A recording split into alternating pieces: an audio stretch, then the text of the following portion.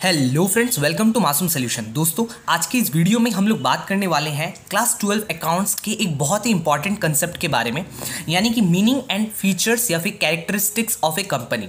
ये क्वेश्चन काफ़ी ज़्यादा इंपॉर्टेंट रहता है और इसके रिलेटेड क्वेश्चंस प्रीवियस ईयर में आते ही रहते हैं। तो पहले हम इस टॉपिक को समझेंगे और फिर उसके रिलेटेड जो भी क्वेश्चन प्रीवियस आए हैं या इंपॉर्टेंट जो भी क्वेश्चन है वो भी हम लोग डिस्कस करेंगे। तो वीडियो में एंड तक बने रहें ताकि आपको ये कंसेप्ट अच्छे से समझ आ सके। सबसे पहले तो हम लोग इंट्रोडक्शन लिखेंगे। अगर आपको आंसर में अच्छे तरीके से लिखना है और मार्क्स स्कोर करना है तो आपको आंसर का एक इंट्रोडक्शन दे देना है ताकि थोड़ा एक्स्ट्रा मार्क कैरी कर पाएँ आप।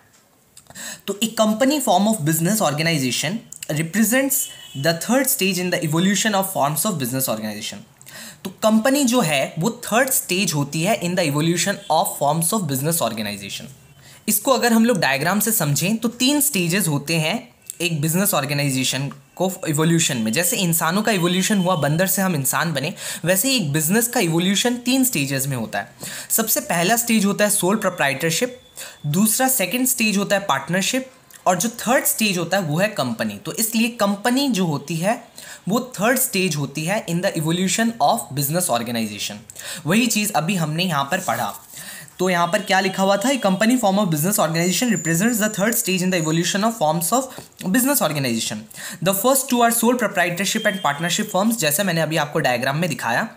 अब दूसरी बात जो है वो ये है कि the owners of a sole proprietorship business is called a proprietor, owners of a partnership business are called partners and that of a company are called shareholders और मेंबर्स। तो सोल प्रोप्राइटरशिप के owner को हम लोग क्या बोलते हैं? Soul proprietorship के ओनर को हम लोग बोलते हैं प्रोप्राइटर। पार्टनरशिप फॉर्म ऑफ जो बिजनेस होता है उसके ओनर को हम लोग क्या बोलते हैं? पार्टनर। और जो कंपनी होता है, company form of business organisation, उसके ओनर को हम लोग बोलते हैं शेयर होल्डर्स। बहुत इंपॉर्टेंट है ये चीज़, आप ध्यान से याद रखिएगा कि कंपनी फॉर्म ऑफ ऑर्गेनाइजेशन के ओनर को हम लोग बोलते हैं शेयर होल्डर्स।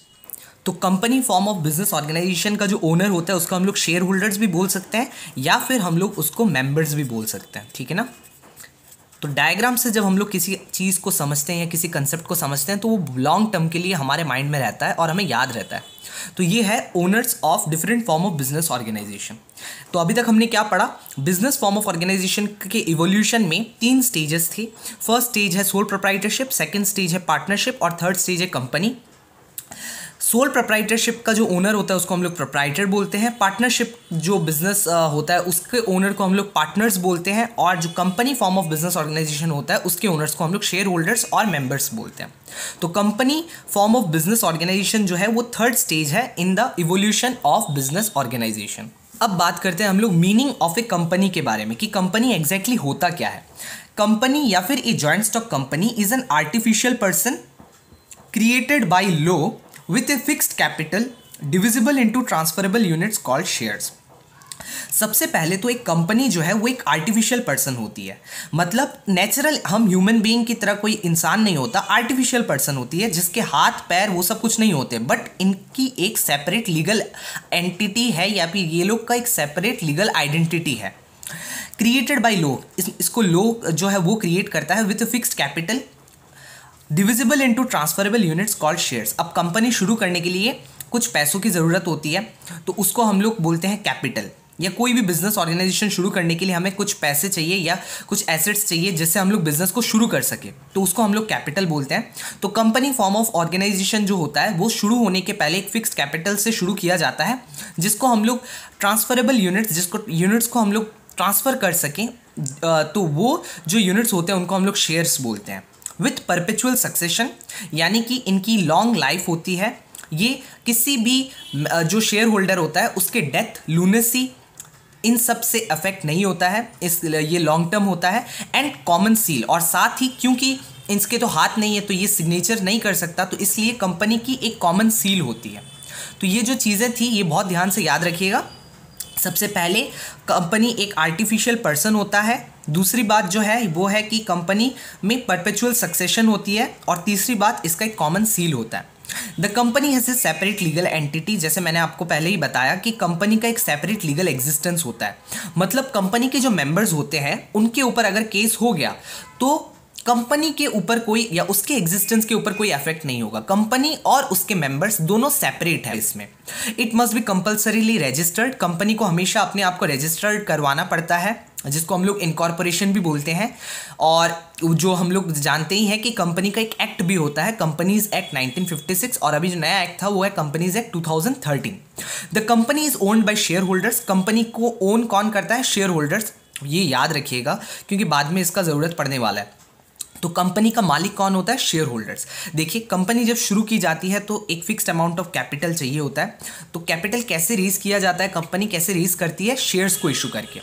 जो शेयर्स को परचेज करते हैं उनको हम लोग बोलते हैं शेयर होल्डर्स, और वो लोग ही कंपनी के ओनर्स होते हैं, who subscribe for its shares. It is managed by the board of directors. अब कंपनी को मैनेज कौन करता है? अब क्योंकि इतने सारे शेयर होल्डर्स हैं और सभी लोग अगर मैनेज करने लग गए तो प्रॉब्लम हो जाएगा। तो इसलिए वो लोग कुछ रिप्रेजेंटेटिव को इलेक्ट करते हैं, जिसको हम लोग बोलते हैं बोर्ड ऑफ डायरेक्टर्स। जो यहाँ पर लिखा हुआ है, by the board of directors the elected representatives of the share holder. ये लोग जो होते हैं, ये लोग कौन होते हैं? ये लोग जो होते हैं, ये लोग इलेक्टेड रिप्रेजेंटेटिव होते हैं शेयर होल्डर्स के। In this way the management and ownership is practically different. और इस कारण मैनेजमेंट जो है कंपनी का और जो ओनरशिप है वो डिफरेंट होता है। मैनेजमेंट कौन करता है? मैनेजमेंट करते हैं बोर्ड ऑफ डायरेक्टर, और ओनरशिप कौन करता है? Share holder. अब हमने पहले ही पढ़ा था कि एक कंपनी का जो लाइफ होता है वो परपेचुअल सक्सेशन यानी लंबा लाइफ होता है। जो कंपनी का लाइफ है वो उसके शेयर होल्डर्स के डेथ यानी कि मृत्यु, इंसॉल्वेंसी यानी कि अगर वो मेंबर जो है उसका दिवालिया हो गया, इंसॉल्वेंट हो गया, या लूनेसी यानी कि अगर मेंबर कोई पागल हो जाता है, तो उससे कंपनी के एग्जिस्टेंस को कोई भी अफेक्ट नहीं किया जाता। यानी कंपनी का एग्जिस्टेंस को इससे कोई फर्क नहीं पड़ता, कंपनी चलती रहेगी, भले ही उसके मेंबर्स को मेंबर का कोई किसी का भी डेथ हो जाए, या इंसॉल्वेंसी हो जाए, या लूनेसी हो जाए, ये तीन चीज़ें हो जाए, फिर भी कंपनी को कोई फर्क नहीं पड़ता इन सब चीज़ों से।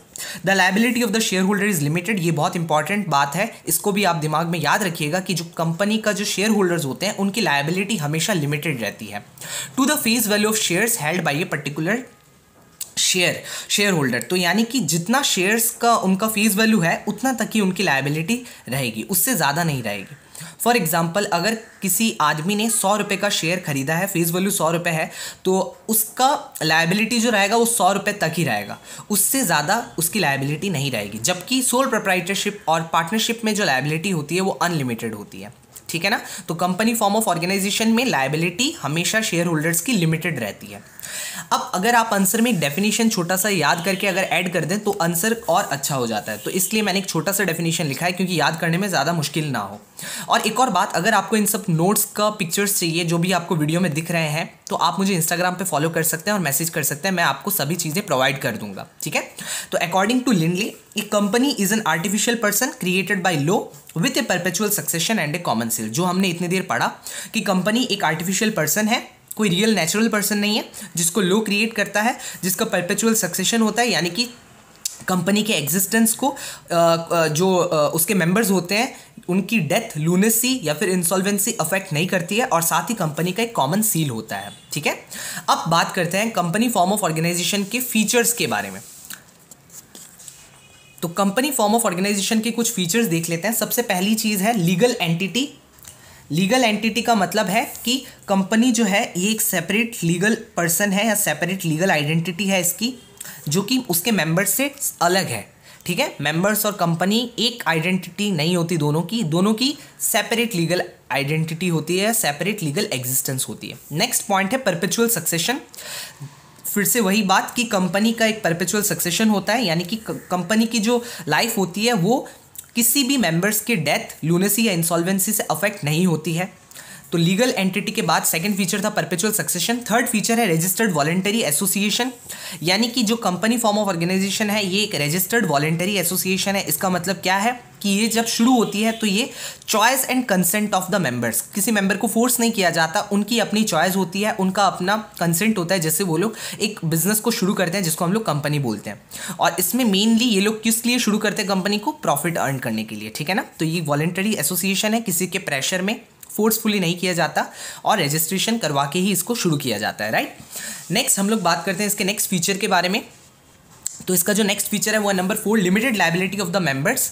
ठीक है, तो लायबिलिटी ऑफ जो होती है मेंबर्स की वो लिमिटेड होती है, इसलिए मैंने मीनिंग को थोड़ा ज़्यादा डिस्क्राइब किया था ताकि अब फीचर्स बहुत ईजी हो जाएंगे आपके लिए। तो liability of the members of the company is limited. जो मेंबर्स होते हैं कंपनी के उनकी लायबिलिटी हमेशा लिमिटेड रहती है। कितनी तक लिमिटेड रहती है? To the extent of the face value of shares held by them. जो भी शेयर्स उनके पास है उनकी फेस वैल्यू जितनी है उतनी तक ही उनकी लायबिलिटी लिमिटेड है। उससे ज़्यादा उनको पैसा या अपना प्रॉपर्टी बेच करके उनको पैसा पे नहीं करना, उतने वो लायबल नहीं है। जबकि सोल प्रोप्राइटरशिप में और पार्टनरशिप में जो लायबिलिटी होती है वो अनलिमिटेड होती है। But company form of business organisation में लायबिलिटी जो होती है वो हमेशा लिमिटेड होती है, राइट। पॉइंट नंबर 5 जो है वो है ट्रांसफरेबिलिटी ऑफ शेयर्स। ये भी हमने मीनिंग में देखा था कि जो शेयर्स होते हैं कंपनी के वो यूजुअली ट्रांसफरेबल होते हैं accept in case of a private limited company.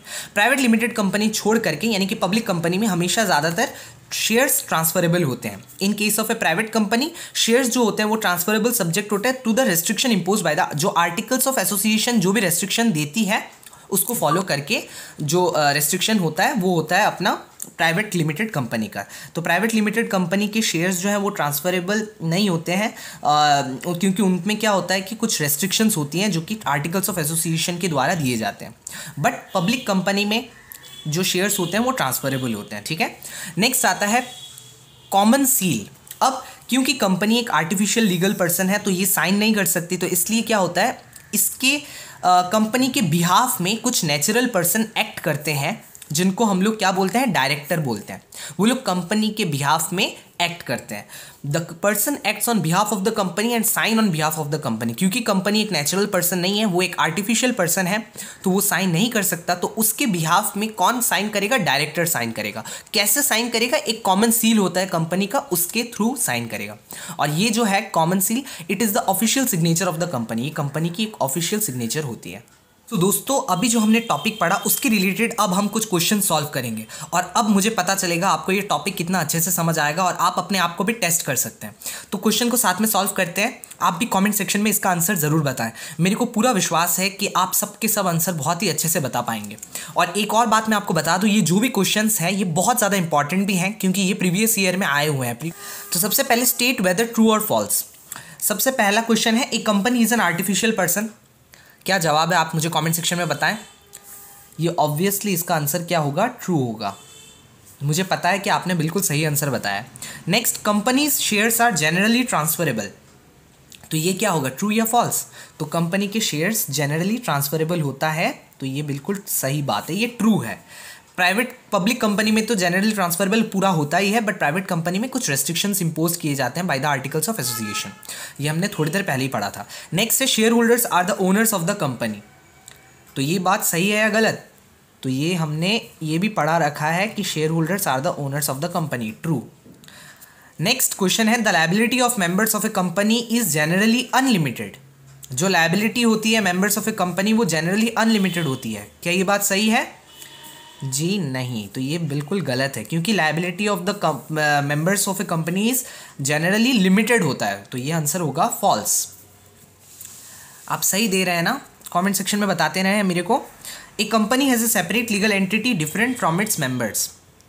Company की सेपरेट लीगल, ये क्वेश्चन जो है ये पिछले साल मतलब ये इसी मतलब जो लास्ट 12 का एग्जाम हुआ था उसमें ये क्वेश्चन आया हुआ है। Company has a separate legal entity different from its members. तो कंपनी की सेपरेट लीगल एंटिटी होती है मेंबर्स से, तो ये बात सही है, true. Next, fill in the blanks. ये क्वेश्चन तो बहुत ही ज़्यादा इंपॉर्टेंट है, ये भी पिछले साल आया हुआ है और ये भी आप ज़रूर बता देंगे, ऐसे मैं उम्मीद करता हूँ। अगर आप सब बता रहे हैं तो आप मुझे कमेंट सेक्शन में बताते रहें ताकि मेरे को समझ में आता रहे कि आपको ये कंसेप्ट अच्छे से समझ में आया है। Equity share holders are dash of the company. Equity share holders are क्या होते हैं? इक्विटी शेयर होल्डर्स जो होते हैं वो लोग क्या होते हैं कंपनी के? आपने बिल्कुल सही सोचा। अगर आपने सोचा है ओनर्स, तो equity share holders are the owners of the company. ये हर कुछ सालों में रिपीट होने वाला क्वेश्चन है। नेक्स्ट है, the company has a life not affected by the dash dash और डैश। किस किस चीज़ से अफेक्ट नहीं होता है? आप बोल रहे हैं शायद डेथ, लूनेसी और इंसॉल्वेंसी। आई होप आपने सबके सब क्वेश्चन करेक्ट आंसर दिए होंगे। कितने क्वेश्चंस के करेक्ट आंसर दिए आप मुझे ये कमेंट सेक्शन में ज़रूर बताएं। अगर दोस्तों वीडियो पसंद आया हो तो आप इस वीडियो को लाइक करें और हमारे इस चैनल को सब्सक्राइब करें और बेल आइकन को ज़रूर दबाएं। अगर कोई भी क्वेश्चन हो तो आप मुझे कमेंट सेक्शन में बता सकते हैं। वीडियो अगर पसंद आया हो तो वो भी आप मुझे कमेंट सेक्शन में बताएं, ऐसे टाइप के वीडियोज़ चाहिए कि नहीं, ताकि मैं वो पता चले और मैं उसके रिलेटेड वीडियोज़ और भी बना पाऊँ। Thank you so much for watching this video.